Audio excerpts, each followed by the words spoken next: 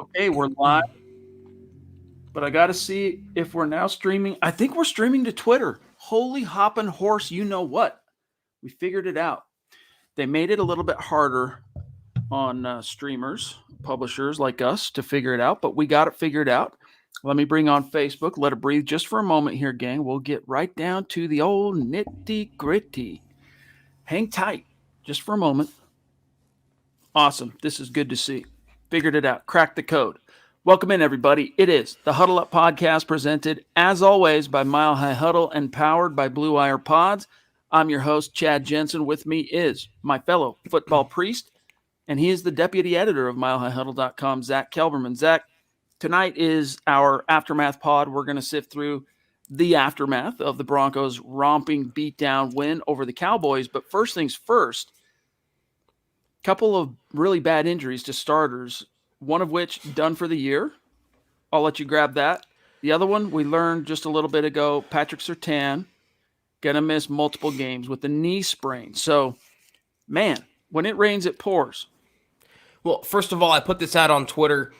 It's outrageous how many injuries the Broncos have, and I think at this point it's past coincidental. It's past bad luck. It's year after year after year. Players are dropping like flies, and more added to the list. Look over, Chad, I know you can, and I put it on Twitter again, the transcript from Fangio's presser today, and the first 10 items are injury update on, injury update on, injury update on. It's just a sad state of affairs, and I think something has to change with the Broncos strength and conditioning staff, because again, this is past just incidental or coincidental. About Graham Glasgow, that's the unfortunate news here. He fractured his ankle in yesterday's game on the final play of the first half of a blowout win. He's out for the year. He was taken away in an air cast yesterday off the field, and he is done. It'll be Quinn Miners starting at right guard, and Fangio says he and his belly is ready for the opportunity, Chad. Dalton Reisner's okay, and like you mentioned, Patrick Surtain's out, maybe for a game or two. Bobby Massey at right tackle might be out of game. Garrett Bowles might be out of game. Mike Purcell, though, it sounds like could be coming back this week. So a minor reinforcement and a lot more outgoing players. I just don't understand how it can be such a constant. I want you to really ponder this, and this is rhetorical, meaning that I don't necessarily need you guys in the chat to answer this. Zack, in your case, if you've got a good answer, by all means, name a game this year in which the Broncos haven't come out of it without losing a starter to injured reserve, whether short-term or for the season. Week 1, Ronald Darby. No, really, you guys think about that. It's been every single week. The only one I'm questioning Jacksonville is the Browns game. No, the Browns game. Maybe Jacksonville, but either way, it's just been a litany. And hey, like we always say though, Chad, if we have to think about it, that's a bad omen. We shouldn't have to think about it. It should be 1 week where they don't have an injured player. I mean, at what point do you have to just stop saying, well, it's football, this is part of the game? Yeah, we get that, right? We understand injuries are part of football. It is the most violent, physical, pro team sport in the world, or at least in this country. I mean, it depends on how you view rugby, I guess, and all that stuff. But nevertheless, Zack, it's a constant, and I just can't get by. So I'm starting to ramble here, but let's talk about what Christian has on his mind here. Thank you, Christian, for that super chat. Getting in early, by the way. Appreciate you. He says, do you think Jonathan Cooper is going to be Vaughn's replacement starting next season? So he already is his replacement, but I think what he's saying is this the guy the torch is getting passed to? Is this who's going to be complimenting, say, Bradley Chubb week 1, 2022? I have a tweet out there again that's causing some backlash. I predicted for next year, 2022, the Broncos starting linebacker core.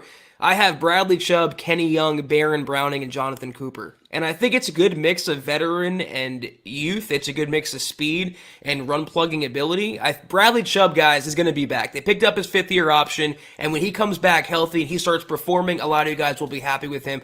But Jonathan Cooper right now, some people said to me, I'm not ready to crown him over Malik Reed yet. Well, to me, Cooper is the Shaq Barrett to Reed's Shane Ray. And I don't mean that as a slight against Malik Reed. I just mean that Malik Reed can't do the things that Jonathan Cooper is doing, especially as a pass rusher. He is showing the bend and explosion off the edge that we haven't seen since Shaq Barrett or Von Miller for that matter. So for right now, I know it might be hyperbole or overreactive or emotional to say. I think that is the replacement going forward. And what a steal, once again, in the 7th round to get Von Miller's potential replacement, George Paton. The key for Jonathan Cooper is simply, hey, man, you're a rookie, and with rookies come the trial and error learning curve. It's pretty rare. I mean, you can go all the way back to 2011 to find a Bronco that was consistent as a defensive player from start to finish, and that was Von Miller. Like, he played the whole year like he'd been in the league, 3-4 years. Like, he was a veteran out the gates.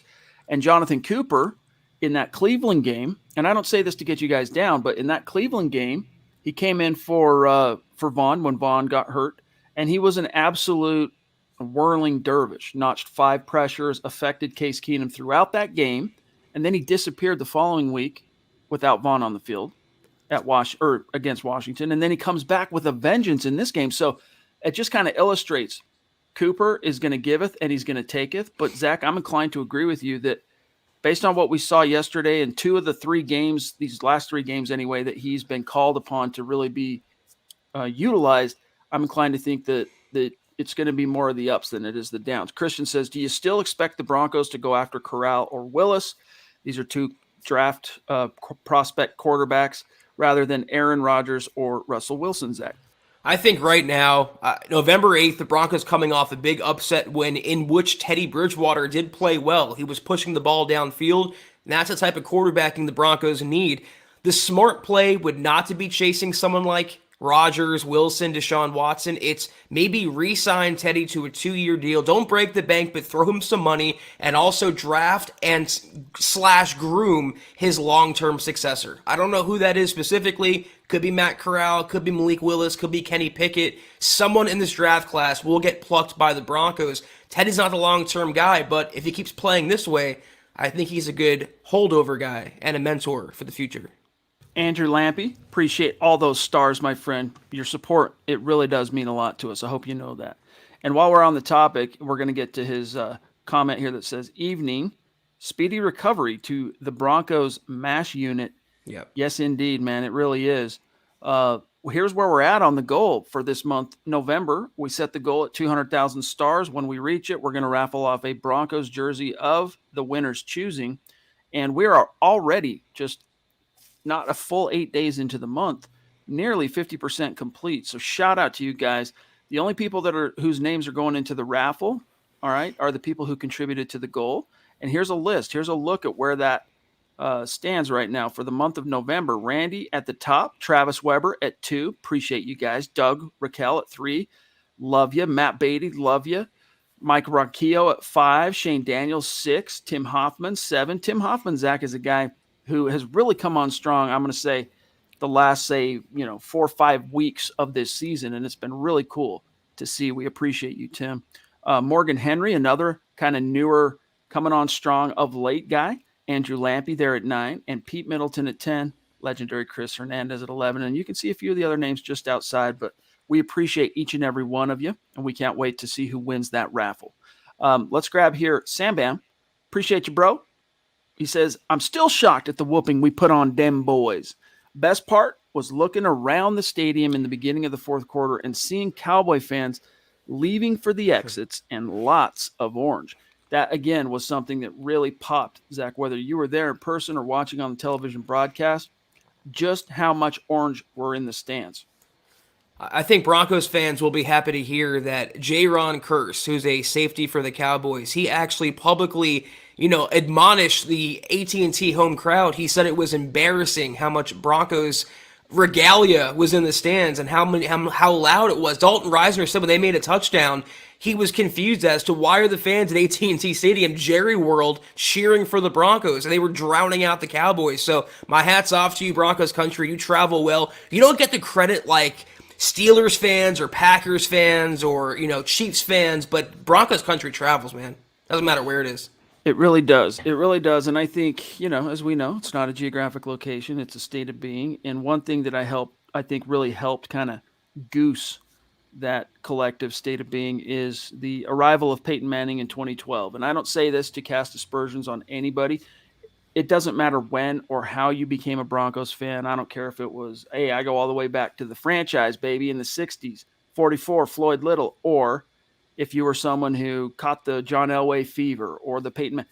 What matters is you became a Broncos fan. And Peyton Manning really raked in countless Broncos fans. And many of those same Broncos fans, Zach, when he retired victorious as a world champ, they didn't leave. They stuck around through the depredations. So just cool seeing how much Broncos country really shows out. Yvonne, what's good down in Mexico, buddy? Thank you for the stars.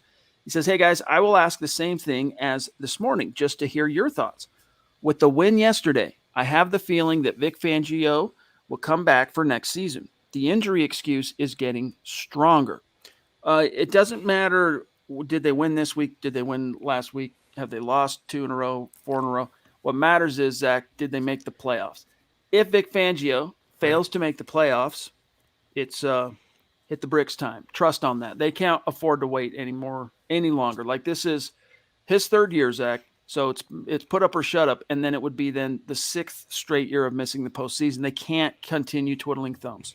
First of all, there's no injury excuse. When you have a team like the Cardinals who are missing DeAndre Hopkins and Kyler Murray and could go out there and whoop ass anyway, there is no injury excuse in the NFL. Everyone's dealt the same bad hand. Everyone's going through the same things. It was one really impressive victory, the most impressive victory of Vic Fangio's tenure, but it was still just that, one victory. They go out there on Sunday and lay an egg against Philadelphia in a game that now everyone expects the Broncos to win again.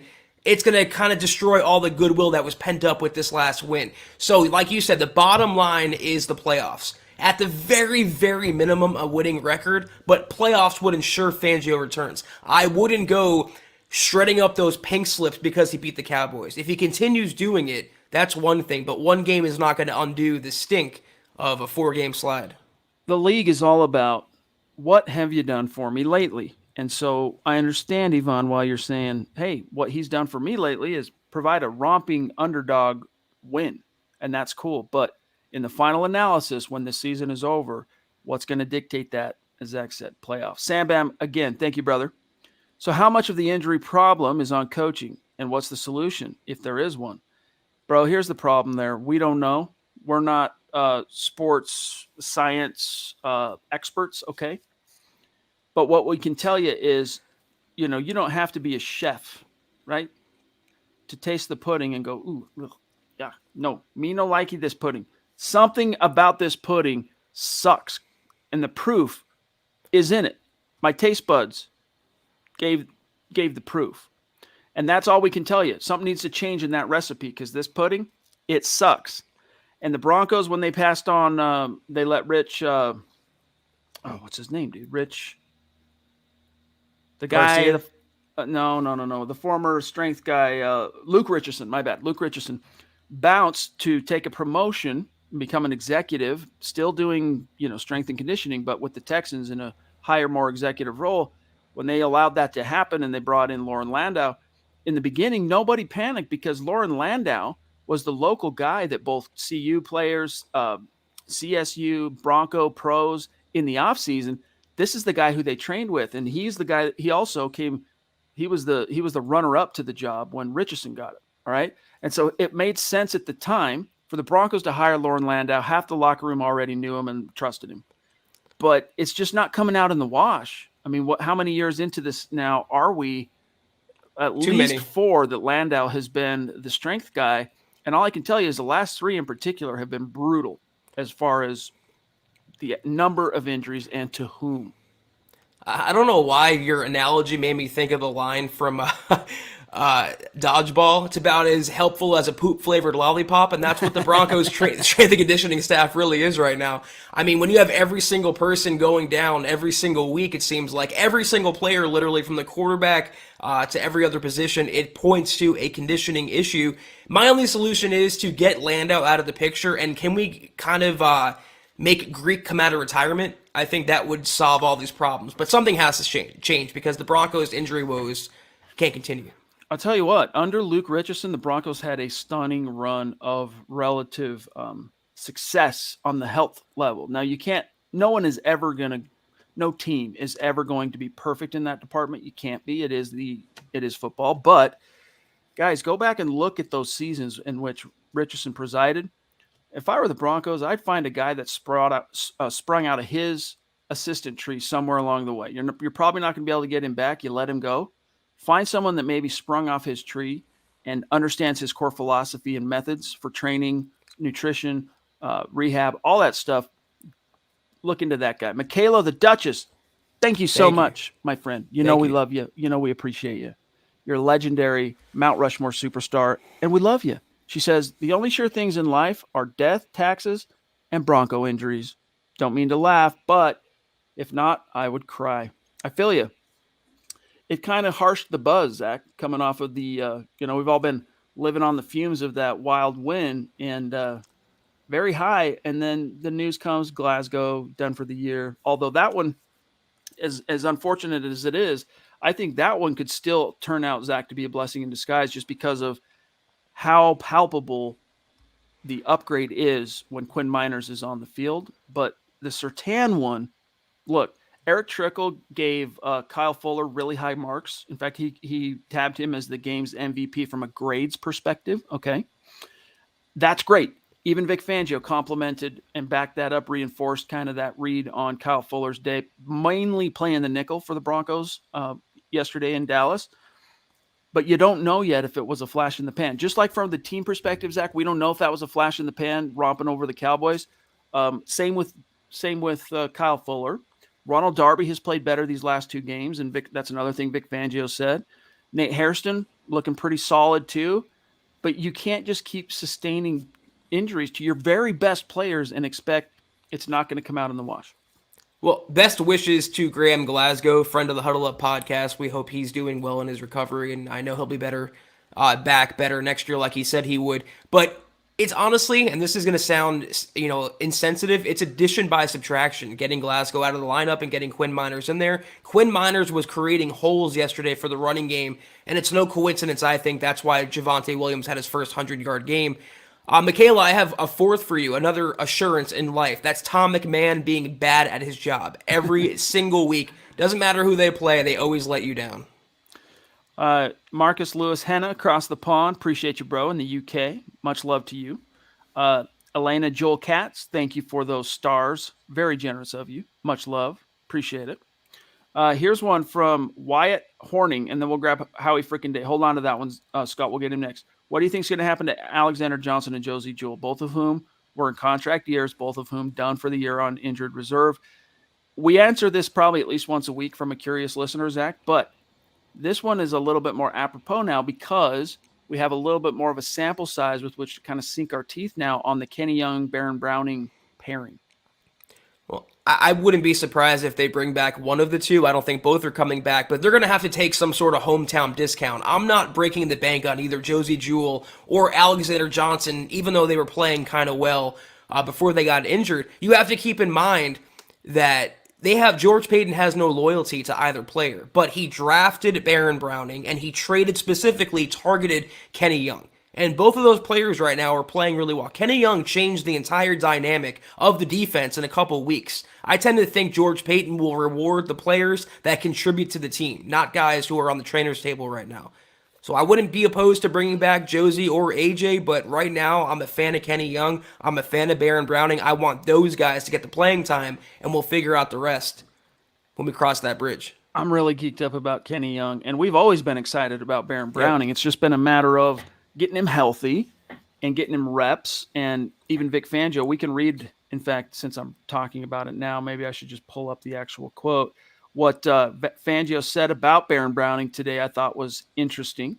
Quote, this is actually about both Browning and Young. Quote, they did better in their second week together, which you expect. Last week was their first game for us. Kenny has played a lot of football, and Baron didn't play any football prior to last week.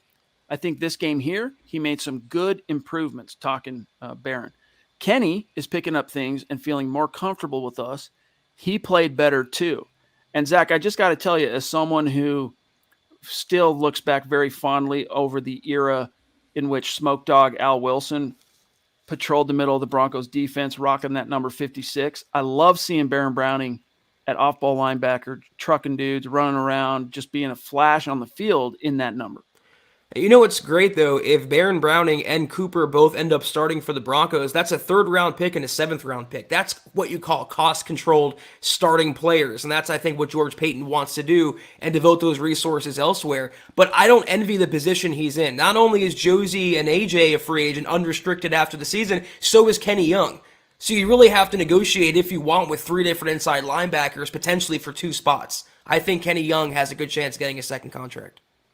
Terrence, shout out to you, bro. Yeah, maybe that George Paton was the team's best off-season acquisition. Stew Meat, what are you talking about? Are you talking to us? Or are you talking to someone in the chat? He says, you say you love me, but I don't care. Maybe it's I don't know. That sounds almost like a lyric or something. I don't know. You know we love you, Stew Meat. For real. Let's go. Howie frickin' Day in the frickin' house. Dropping some frickin' knowledge. Appreciate you, bro. Serious stars, bro. Appreciate that. He says, how about this rookie class, though? From our backup lineman to the position piece of crap players? I don't know. POS usually, that's where my mind went. as an acronym, isn't good. But anyway, the new GM seems to be doing well. How would you grade this class? Well, it's kind of faux pas to grade a rookie class, without a full season under its belt. But for the sake of what the heck, I mean, it is Howie frickin' Day, so what the frick, Let's just frickin' grade it. I'm going to give Pat Surtain an A+. He's hurt, but dude's been a baller when he's on the field, period, end of story. Best corner on the team. It was the right pick. I'm going to say Javonte, I'm going to give him a B+. And the only reason that he's not an A is because the team just hasn't been using him the right way or enough, I guess is really my complaint, Zach. I'm trying to remember all the 3rd-round picks. Quinn Miners, I'm going to give a B. Just need to see more of him. Who else am I missing on the 3rd round? Baron Browning, obviously. I'm going to give him, since it's only incomplete on Baron. I can't grade Baron yet. We need more sample size. There's another 3rd-round pick. I can swear. I'll pull it up on PFR. But you want to get started answering this for him? Patrick Surtain is going to be an all-pro next year. You can book that right now. The guy is tremendous, and he plays beyond his years at the position. I see total shutdown ability. I'm going to give him, and he was beat a couple times. He's had some issues in coverage. I'm going to give him an A-. To your point, Chad, I understand what you're saying, but I don't hold the coach's incompetence against Javonte Williams. When he's used, I mean, he makes something out of nothing consistently. What was a 3-yard run? There were 4 Cowboys players swarming him yesterday. He turned that into a 30-yard gain. The guy is unbelievable. I give him an A- as well. No one's perfect. I actually probably give him an A. I mean, he hasn't been prone to fumbling. He's been doing his assignments and really capitalizing when given the opportunity. Baron Browning, the more he plays, the more he'll get better. He needs experience right now, and that's why you're seeing growth week to week. I'm giving him a B+. He can be a little better against the run, a little better in space, but it's not easy with so many players going down around you. And we can go down the whole list if you want, I guess. Yeah, so here real quick. So I was thinking of last year where the Broncos had 3 3rd-round picks. This year they had the 2. We already nailed Miners and Browning. Then you got Caden Stearns and Jamar Johnson in the 5th. Caden Stearns, I'm going to give a solid B+. All right. Jamar Johnson, incomplete. We haven't seen him play defense yet. Seth Williams, he's already gonzo. Kerry Vincent, traded. Jonathan Cooper, I mean, it's really only been 3 games where we've seen serious impact, and that's only 1 more than Baron Browning. So I'm going to err on the side of not enough there to grade, but if I were, gun to my head, I'm going to give him like a B. I need to see more, though. And then Marquise Spencer, who we haven't seen on defense yet. So pretty good so far. I mean, George Paton's been doing well. I mean, getting after the quarterback like Cooper does, I'm going to give him an A-. Caden Stearns, he can also, maybe I'm just in a good mood tonight. He can flirt with an A- as well. That is your future long-term safety opposite Justin Simmons. I love what I've seen from him. And not only the draft class, these are all George Paton's imports, his hand-picked players. But how about midseason pickups like Kenny Young? Stephen Weatherly was making plays at outside linebacker. George Paton is not the issue in Denver for those thinking he is. He's actually the solution for the Broncos going forward. Travis Weber, what's good, buddy? He says, and thank you for the stars, my friend. We love you. How big big blow losing Glasgow for the season. But I did question him at the beginning of the year. Do we know how many games exactly PS2 is going to miss? No, the reporting actually came from Jeff Legwold of ESPN, and he just said sources told him the team expects, quote, multiple games. And we'll get some clarification on that Wednesday when Fangio and the Broncos reconvene for the week of preparation for the Eagles. We'll get hopefully some more details, and maybe there'll be some inside reports. I haven't really checked up on Kliss since that. Maybe there's something Kliss has reported that adds additional context. Well, don't forget, they have a bye after the Eagles game, so they might err on the side of caution and see how he feels going into that week or coming out of that week. I think there's a good chance he's only going to miss one game when all is said and done, hopefully. So here's real quick. Here's what Kliss reported an hour ago on Twitter. Quote, Surtain timetable not yet determined.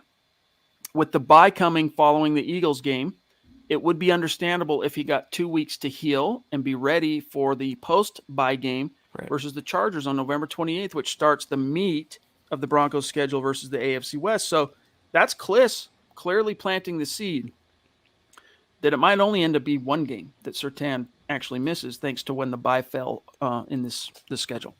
They're going to need him, too, against Herbert and that offense if they want to win a tough divisional game. Clado, what's good, bud? Appreciate you. You've really been a consistent Super Chat superstar lately, and we appreciate you, bro. In fact, Clay, I think it's about time you reach out, shoot us an email, milehighhuddle@gmail.com. Let us get your personal deets. Let us send you out a T-shirt or a little something as a thank you for your support, all right? He says, all I got to say is, and by the way, we need your address and T-shirt size. All I got to say is the football gods were merciful with Pat Surtain.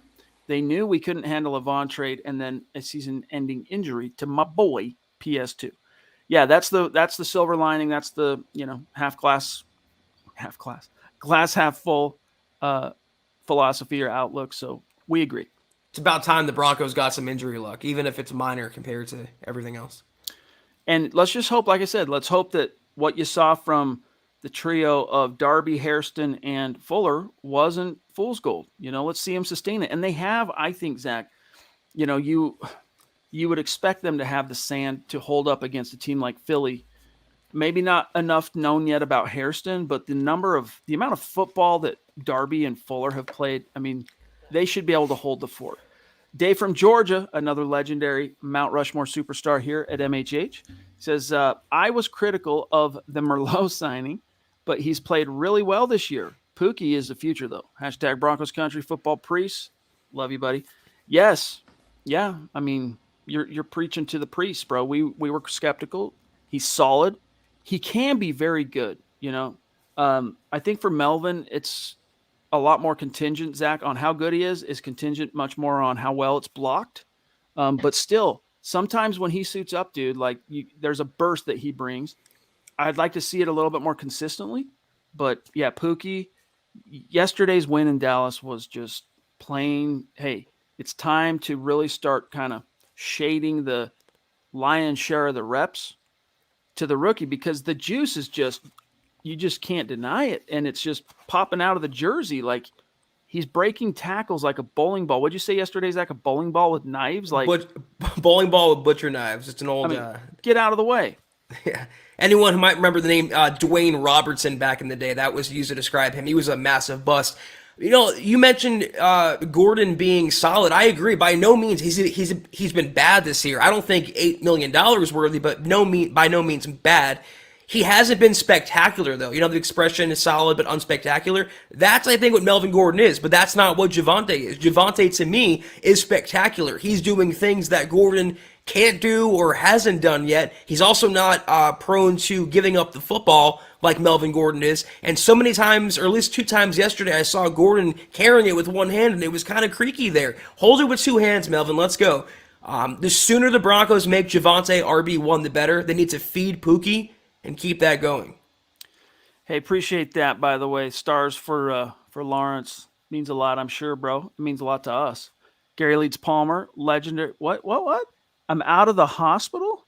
Oh, that's right. Wait, the patient died? Who's the patient? The operation was a success, but the patient died, LOL. I don't understand that one, bro. You'll have to explain that. You're shocking us a little bit here. But I remember now, I don't remember the exact nature of the surgery, but was it a back or something like that? I mean, no, maybe it was a ticker. I'm trying to remember. But Gary, Oh, glad to I have just you got back. it. He's out of the hospital because he died. Maybe. Am I I don't know. being too I don't know. It's morbid? still going over my head. I don't know. I don't know. Either way, Let me know if I'm right about that, Gary. I hope you're alive, though, to answer. GLP, we'll take that as a positive silver lining development that you are indeed in the chat. You must be not, still and with not us. haunting us from So that's good. below. Ron Dub, our friend, our longtime Super Chat superstar who we got to kick it with in Denver a few weeks back. Great to see you, bro. Thank you for that Super Chat. He says, hey, guys, I was at the Dallas game. Dude, you travel, my dog. This guy is from Georgia, or I should say lives in Georgia. I'm not 100% sure where you're from, but travels for the Jets game, hang out with us. Then he travels to the Dallas game. He says, so much orange. We showed out. Who is your MVP of this game? Who gives the best spark offensively? And how do you see the Philly game going? Man, I'm going to say in this one, my MVP is probably Javonte, would be my MVP for the Dallas game. Who gives the best spark offensively? Right now, it's Javonte. Javonte, followed closely by Timmy P. But the Philly game, Zach, what's your answer for him? How do you see the Philly game going? Well, it depends what version of the Broncos we see against Philadelphia. It reminds me coming out of the Jets game, I wanted to see if they can keep this going or kind of prove it was a mirage, and they proved it was a mirage then against the Ravens and going forward the following games. If they play like they did against Dallas, they're going to wipe the floor with Philadelphia. But that's a major, major if. You never know with the Broncos. I want to throw Jerry Jeudy in there for offensive MVP. I know he might not get it, or team MVP, but he played amazingly, and he's taking reps at a fast rate away from Cortland Sutton. A lot of players to name, a lot of coaches to name. I give credit to Vic Fangio as well, Chad. You can argue he was the MVP for having the Broncos up for that game, having a masterful game plan against Dak Prescott, and holding Dak to arguably the worst output of his career. Impressive. It was. Andrew Baker, another great supporter, super supporter who we got to kick it with a little bit at the meet and greet, says, well, with Zach's knowledge of the Cowboys and Broncos, did we play that good or they just played that bad? Both. Plus, I'm over the narrative that we beat the three worst teams when New York beat the Raiders, the Giants, Whoa. Jets beat the Bengals, and the Jags beat the Bills. Hey, that's a good point, man. Any given Sunday, right? That came out, I mean, that was hammered home this weekend in particular with just upset arama across the league. Did anyone really expect the Raiders to win that game with all the off-field drama? I think it's catching up to them a little bit. I don't subscribe to that. They did beat three of the worst teams. I mean, the fact that we have to prove, say them in a sentence to prove the otherwise says they're a bad team. The Broncos did play really well. It was a team that we haven't seen, and it was a coach we haven't seen. How about them Cowboys, he was saying up at the podium, Chad? And Tim Patrick said, that's what happens when you disrespect us. I mean, this was a different Broncos attitude and vibe that we haven't seen maybe since 2015 or before that. The Cowboys, though, if you watch any of their games, they played horribly. They played about as bad as you can expect them to play, dropping passes, missing blocks. They couldn't tackle worth a damn on defense yesterday. The 6th-ranked run defense. The Cowboys, a complete letdown game, trap game, whatever you want to call it. So that was on them. I don't think they're going to continue being that bad going forward, but the Broncos deserve credit because they took it to them with an intensity and a fight and an intention that we haven't seen in quite a while, if ever. What did we say? One of the first things that I want to grab what Lawrence says here. So cool. Stars for Michael, stars for Lawrence, coming from the community because Michael says he can't get no stars this week because he just got a new cell phone. No worries, Mike. You got Travis has your back, and Lawrence as well. It's just so cool, man. Lawrence, let me find it right here. He says, Kelberman, I was going to ask you. Actually, hold on. Let me put a pin in this real quick. What I was going to say is one of the first things off the cuff last night was. Then I just lost my train of thought because I'm focusing on the peeps. It'll come back to me. Let me grab Lawrence real quick. Kelberman, I was going to ask you if we should seek out their offensive coach after this eye-opener. No worries about the stars of Lawrence. This is a trope, Zach, that isn't going away anytime soon. But nevertheless, how much did that stinker affect your outlook on Kellen Moore as a prospective head coach in Canada? On one hand, I really wanted Kellen to show Broncos fans what he can do close up because he really is the real deal. And so many people are trying to dunk on me in the comments on Twitter about how bad the Cowboys offense looked, but it wasn't Kellen Moore dropping passes. It wasn't Kellen Moore missing wide open receivers. He was getting those receivers wide open. I mean, there were a couple times where it would have been a walk-in touchdown, whether it was Cedric Wilson or CeeDee Lamb. That was scheming on Kellen Moore's part. So he is still a hot head coaching candidate, and if the Broncos are on the market, I still would love for them to look in his direction. I remember what I was going to say now. With the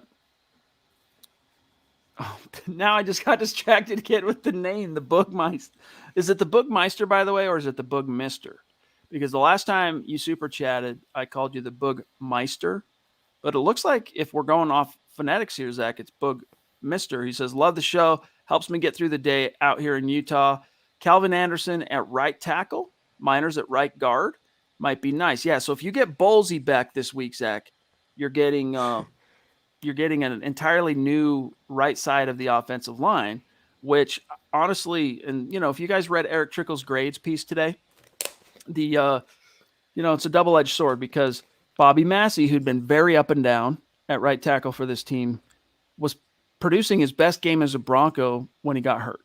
So it's like, man, why does it have to happen then? But nevertheless, Quinn Miners, dude, he's just an animal. And when he's out there on the field, Zach, the impact is felt. It's evident. It's obvious. It's palpable. Calvin Anderson, credit to him. I mean, he gave up a couple of pressures yesterday to Dallas, but no sacks. And now he's going to have to figure out how to do it on the right side. Might not be till after the bye. Depends on what they ultimately decide to do with Garrett. But probably this week. I doubt Garrett Bowles misses another game, to be honest with you. Am I the only one who doesn't want Garrett Bowles back, though, considering how good Calvin looked? I mean, no holding penalties, no sacks allowed. It was nice not having to worry about that. And I give Calvin a ton of credit. That's not an easy Dallas front seven to go against, and he was a stonewall. So whatever happens, I think the Broncos are in good hands because they have depth. And this is the one thing that George Payton has brought to the team that John Elway lacked for so long. Garrett Bowles goes out, Calvin comes in. Graham Glasgow goes out, Quinn Miners comes in. I hate to say it, Cameron Fleming held his own, Chad. I didn't think it'd be possible, but Bobby Massey goes out, he comes in. The Broncos are in good hands regardless, and thank God they have Mike Munchak leading the way. What I was going to say before I lose it again, guys, is one of the first things when we got on last night was when the Cowboys decided to go for it on consecutive fourth downs. It was a clear and direct shot across the bow of the Broncos, generally speaking. Utter disrespect for their defense and utter disrespect especially for the offense, because the evaluation in the moment there is, hey, if we don't get it, it's all good. These guys are a 3-and-out, punt. This is what they do. No problem. And so it was really cool, Zach, to hear today, not today, but after last night, hear both Teddy and Tim Patrick, I'm sure amongst others, confirm that they took that as a very serious show of disrespect. Well, I mean, so should Vic Fangio after Mike McCarthy's presser today when he was presented the comments that Fangio said no one really knew how to play Dallas well. So Mike McCarthy says it's good to hear Fangio beating his own drum. So that's not really, losing really well. I think he took that poorly. And you're right. They had no respect for the Broncos offense, what the Broncos can do. And that attitude was the entire culprit as to why it went wrong for the Cowboys. They took the Broncos too lightly. They overlooked them, and the Broncos made them pay for it. And you saw the emotion from Fangio on that 4th-and-1 stop from Justin Simmons, Chad. He was fist pumping like he had a plate of meatballs in front of him. I've never seen Vic Fangio that fired up, and I wish he can continue that passion and vigor going forward. That's the shot of life the Broncos needed. Shane Daniels, and by the way, I think head coaches, they didn't like the way he comported himself, Fangio, coming out of week 4 and the way he tried to go after John Harbaugh. And so I think he kind of developed a little bit of reputation. So he's an easy target now. Any chance, I think, where a head coach can take a shot at him within the bounds of, not seeming like, too eager, they're going to take it. for what it's worth. Shane Daniels says, I was really pleased with Miners' play. He's an absolute monster on the line. That he is, my friend. Eric Ortegon says, was it Eric that graded Kenny Young pretty bad? Pretty bad? No. Not perfect? Yes. Here's exactly how Kenny Young graded out for yesterday's game in Dallas. A total grade of 43.1. So 50, the game starts out, each player starts at 50. All right. And the snap, if they do well, they go up. If not, they go down. So you can see Kenny ended up less than where he started. But here's the rationale takeaway from Eric. Quote, Young has been the hot additional linebacker, and his play against the run has been great. However, his play in coverage has been rough, mainly when he isn't coming downhill to cover the flat. So when he's swarming to the flat to cover a running back on an outlet, no problem. When he's having to kind of backpedal and cover the middle of the field or what have you, that's what he's talking about. In addition, Young lost the tight end in coverage because they got behind him and his awareness wasn't the best. So it's not a, trust me, that's not a terrible grade. Let me show you. Let's see. Actually, there really weren't that many. These weren't it was hard to poorly grade anyone in this game. Dalton Reisner was technically the poorest graded guy out there for Eric Trickle, but I've seen grades in the teens. It's rare, but usually each week there's at least grades in the 20s. Like some players just really suck it up. So I would say that from a grades perspective, this Kenny Young one, Zach, this is probably more of like an average linebacker grade, to be frank. But against the run, stud, just needs to get better in coverage. And that's going to come the more comfortable he becomes in Fangio's scheme, because Fangio's deal with linebackers, a lot of different kind of zone themes and philosophies that they have to kind of marinate on. It takes a little bit of time. Well, I mean, I think some of it is scheme issue too, like you were kind of, getting on there. How often have the Broncos linebackers got mixed up by a tight end? They can't. That's been the running meme in Broncos country for 5 years now. They can't cover a tight end. I'm not putting too much on Kenny Young for that when you have Baron Browning matched one-on-one with Amari Cooper or Von Miller covering a receiver. That's a scheme issue. Kenny Young hasn't been perfect, but he's been a shot of adrenaline, Chad, and he's bringing energy and fire, and you can't measure that in data, in stats, analytics, or anything. He's changed the dynamic of this defense. 100%. Colby, what's going on, buddy? Thank you for all of your support, my friend. Have you gotten your hat? I can't remember what we shipped you. Was it a hat, a T-shirt? Let me know. He says, can we now afford to keep Tim Patrick and Cortland Sutton? I see Tim Patrick kind of as a Demarius 2.0. I don't. I see him more as a Rod Smith, because Demarius was an explosive beast. For his size, I mean, he had a tight end's body, but he could run a 4.4. Like, he was just a phenomenal athlete, that very rare. Whereas Tim Patrick, he's not that guy. He's a technician. He's a hard worker. He's always going to out-scrap and outwork all comers, including guys that might be a little more talented than him, like a Cortland Sutton.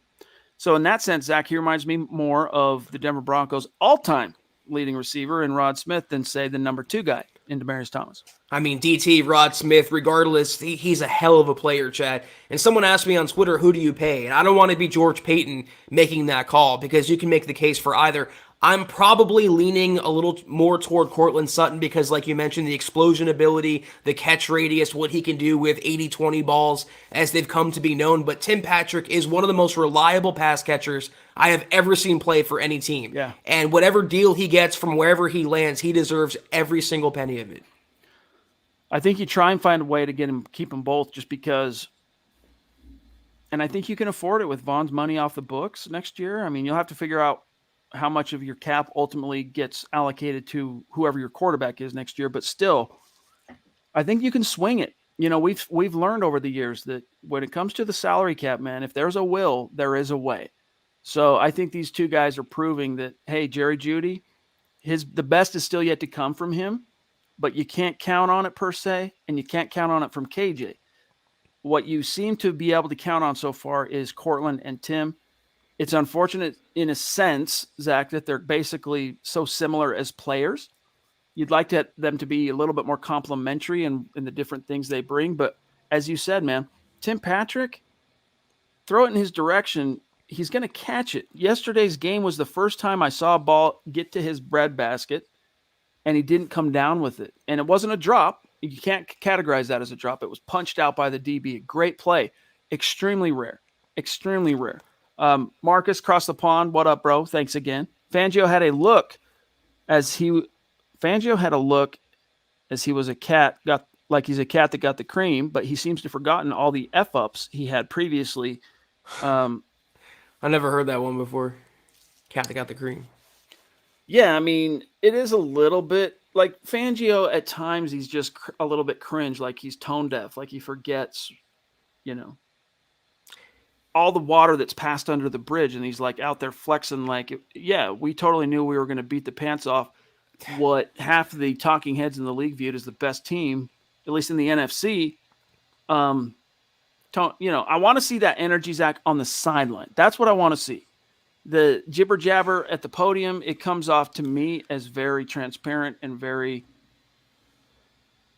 no, I won't swear. I'll just say poor form. It's just not a good look. I mean, he kind of won me over because he said these words out loud. Special teams took the day off today. I love that. But the problem is, Chad, like you just pointed out, it's all words. He doesn't follow through with accountability. Because if you really watch the special teams, Vic, in the last couple of years, they've taken the week off every single week. And what have you done about it? Nothing. You've condoned that. He deserves the victory lap, Chad, for what he did yesterday. He had a masterful game plan. He had his team ready to go, and they sprung a massive upset. But it doesn't overrule all the other flaws that have contributed to the Broncos' record, starting with Fangio himself.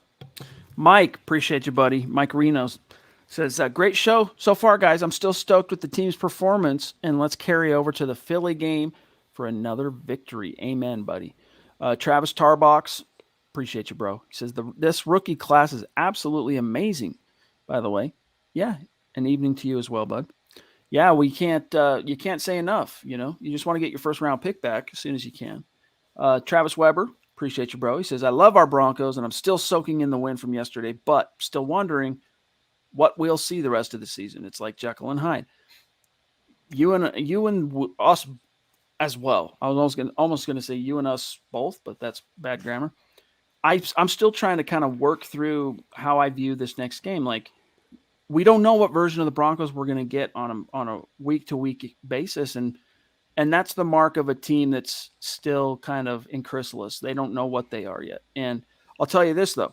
If they come out, I know it's Philly, and it's just Philly. Any NFL opponent, take them serious. But if they come out, Zach, and lay the wood again in a consecutive game to a thunderous, convincing win, I'll start getting a little hype, to quote whoever that was last night.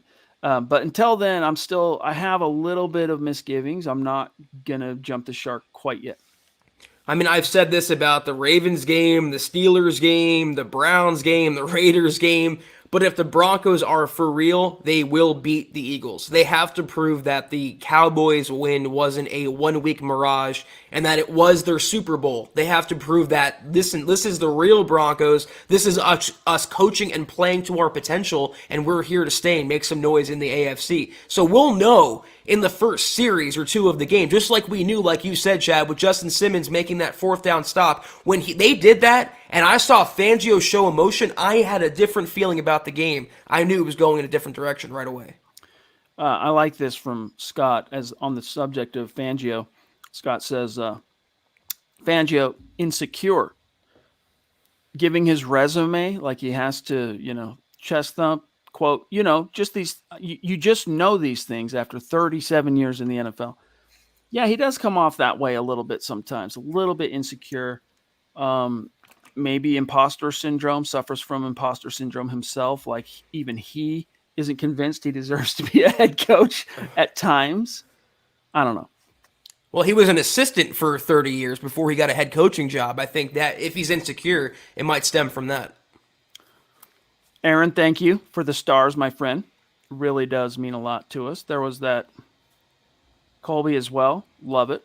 Guys, we might get out of here a little bit early tonight. We got some things crack-a-lacking. Let's grab Eric Ortegon, who says, the Cowboys, and thank you, Eric, we're bringing the house. This played well for the veteran quarterback. Seems like others sit back and let Teddy check down. The O-line gave him enough time. A great game. It didn't start out that way, but Teddy quickly bounced back, and I think it was his best game of the season. It might not have been his most prolific game statistically, Zach, but just from an overall, checkmate type of perspective, like managing the game while also when the opportunities were there to gash the defense, being able to take them. But like we said last night, guys, we don't believe in coincidence on this show. Teddy doesn't go out and produce his best game as the quarterback of the Denver Broncos in a vacuum when you see the rushing attack almost get to 200 yards. I mean, these things are connected. That's why we've been screaming and literally pounding the table for Pat Shurmur to run the ball more, because good things will happen when you stick to the run, when you have a player like Javonte or Melvin Gordon for that matter. And it's a simpatico. It goes hand in hand. When you have a good rushing attack, good things open up downfield for you. They were also getting the ball to their playmakers like Tim Patrick, like Jerry Jeudy, and let good things happen in space. It was just that Pat Shurmur, for 1 week, and might be 1 week only, he grew a brain.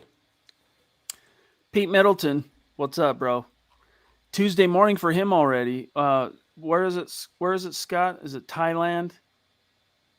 Oh, is it a Turkey? It's Cambodia. Thank you. Appreciate you, Pete. You're dedicated. He says, I'm enjoying the perfect start as I listen to you guys. Love you, dude. You've been with us a long, long time, and we appreciate you. Also, shout out to another guy, been with us a long time, and that's Big Ern, as I like to call him, Ernie Mays in the house. He says, awesome game. Let's go 7 straight wins against the Cowboys. Hello, Chad and Zach. Yes, indeed. Yeah, the Broncos have Cowboys' number, man. There's no getting around that. Travis says, I watched the show last night, Priest, and I totally agree with Chad's take that Quinn Miners absolutely should be a starter. Hey, if you happen to feel that way, guess what? He's a starter now. Ended up coming to him because of an injury, but is there any chance the Broncos keep Graham Glasgow around beyond this year? Because I see literally zero. No. I mean, they can get out of his contract, too. I think over $3 million or $3 million approximately becomes fully guaranteed next March of his base salary for next season. There's no way. You have Netani Muti. Now you have Quinn Miners stepping up and playing well. Glasgow took his last snap in a Broncos uniform. By the way, Jeremy, you're the only other cat I know that is not in my immediate circle that uses Judas Priest as an epithet. So kudos to you. All right, guys, we got to get out of here. Let me just make sure we haven't missed anything. Oh, okay, we do got 1 or 2 more. Lando, what's good? Don't call him Calrissian Lee. Appreciate you, bro. That's 2 nights in a row showing some love. Respect. Appreciate that. Let me see here. We also have Howie Frickin' Day with some more stars. Love you, bro. He says, where was this grit before? This bully-like attitude 3 games ago. They've been saying it for weeks, but it looked and maybe more importantly felt like the Broncos finally had enough. They looked hungry. They looked hyped. They finally looked like a team. The sideline was pumped, and Vic didn't look like a mummy. Guys, the Von Miller trade had something to do with it. We don't know exactly how. We don't know if it was George Payton, Zach sending a message like, look, the one guy that was untouchable just got traded. You're all on notice. Sing for your supper. Or if it was more of a kind of passive scenario where a vacuum got created and people stepped in to fill that vacuum. Could be combinations of these things. But, Zach, we would be remiss to ignore the fact that the best performance this team has showcased in the history of Vic Fangio's head coach comes days after Von Miller was traded. So we don't believe in coincidence. That has something to do with it. It also, we mentioned it, and it's worth pointing out again because it's true. The Cowboys taking the Broncos too lightly, overlooking them, disrespecting them, to quote Tim Patrick, that contributed to it as well. When you give a team bulletin board material, the other team, if they have nothing to lose, backs against the walls, underdogs, 10-point dogs, they come in there and win in a blowout. I mean, it's just the way the cookie crumbles sometimes, and every break went in the Broncos' direction. When you get a punt blocked and keep possession of the ball, it's your afternoon. Charlie, thank you for those stars, my friend. Means a lot. Hope you know that. Pete Middleton again saying, hey, pay Tim Patrick and then use the franchise tag on Cortland Sutton. Yeah, the options are there, man. I think you should try and find a way to keep them both here 1 more year and then decide then, because then you'll maybe know a little bit better how much you can count on KJ Hamler, Jerry Jeudy, but 2 in the hand, worth 4 in the bush, and you got 2 in the hand right now, and that's Cortland and Tim. Don't let them slide out and run off into the bush. And then you got, Jerry Jeudy, who's not chopped liver. Don't get me wrong. Jerry Jeudy, man, I think the best is yet to come. This dude's a stud. He was a first-round pick for a reason, but it's going to take a little bit more time for him to marinate, and he needs time with Teddy and all that stuff. And meantime, you've got two guys that are proving it game in and game out. I wonder what the number is for the franchise tag for receivers next year. If it's $15 million, I mean, I don't know if I give Cortland Sutton that much and tie that much up in a position where you mentioned you have Tim Patrick and you have Jerry Jeudy, KJ Hamler, you have some options. Even Hall of Famer Kendall Hinton is making big catches, Chad. So you also, if you draft a young quarterback, you mentioned Von Miller's contract coming off the books. Well, you wouldn't have a franchise quarterback salary on the books if you play a young quarterback. So you can devote resources elsewhere. Look what the Bengals are doing with Burrow. They're surrounding him with weapons. What the Cardinals are doing with Kyler Murray. If you have a young guy, you want to create a good environment around him. So it might behoove the Broncos to keep all the receivers around for the benefit of the quarterback. Isaac, thank you for the stars. Maurice calls them the box of chocolate Broncos. And it's funny you say that because I made a joke today to my brother. Same thing. Like, he's like, so are we going to get this Broncos team next week against Philly? I'm like, I made a Forrest Gump joke, right? You never know what you're going to get with these Denver Broncos. Thank you, Travis. He says, maybe we can sweep the NFC East this Sunday. I hope so. I'm still not 100% sure on my read for this game, but, we got a couple, 2-3 more days till the Mile High Roundtable is due. So we'll see. We'll see how it goes between now and then. Kayaka in the house. What's good, bro? Thank you. Good to see one of our legendary Mount Rushmore superstars saying, just showing some love, feeling great from the dub, but still trying to stay even killed. LOL. This is the linebacker core of the future. Much love, Broncos country. You could be right, man. You could be right. I'm really, really intrigued by this duo, and I think they're just scratching the surface. Yeah, and Kayaka has another super here. Thank you, Kayaka, as always. Do you guys feel Noah Fant is expendable? I'm not liking the narrative that's been building around him. I do like Noah, Saubert, and Albert O going forward. It's interesting. I wonder, did the offense, part of it, they look more efficient, more productive, more explosive? Was it coincidence that it came with Noah Fant out of the lineup, or was it because Albert O, who has much better chemistry and you can argue playmaking ability with Teddy Bridgewater, and he's a preferred option, it seems like, of Pat Shurmur, did that contribute to it? It seems like Noah is afflicting the Broncos like Von Miller did on defense. There's just an energy around him that it feels like it's keeping the Broncos down, and without him in action yesterday, you saw what could happen. I wouldn't say expendable yet. I do think he has Pro Bowl upside, but he's being wasted in this offense right now, and he also hasn't performed. He's getting a lot of ridicule, Chad, because he always falls after getting hit on first contact. He's not making any big plays like we saw in 2019. I think he can revert back to that form, but right now the Broncos offense looks better without him than with him. Makes me wonder how much, and as someone who has lost their mother, losing his mom this past summer might have affected him between the years. It might take him a little time to bounce back, so in that sense, we'll have a little compassion for him. But no, I don't think he's expendable per se. I think he'll be around next year, and I think he'll continue to contribute, but he really needs to step it up. He really does. But, guys, that's got to do it for today. Zach, if you want to do the rundown, I'll get the how we finished on Facebook settled up. And on an update on Super Chat for the month of November.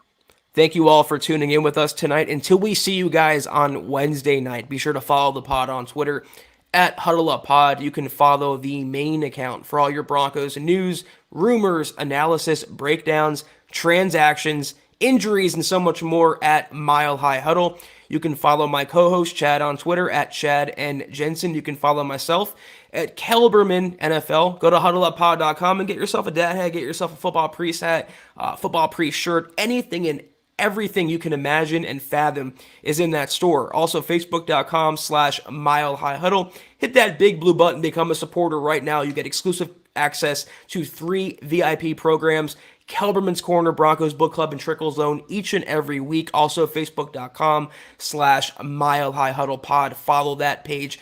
And if you haven't already, go to Apple Podcasts and leave your football priest a 5-star review for a chance to win some swag each and every single month. But if you haven't and don't plan on doing those things, that's okay. Just subscribe, like, and share this video and every video you see on the MHH channel. It helps us grow and reach more Broncos fans just like you. All right, breaking news. We have a new player in the top 5 on Super Chat, and it is the DWI guys. A lot of our nightly listeners are going, who?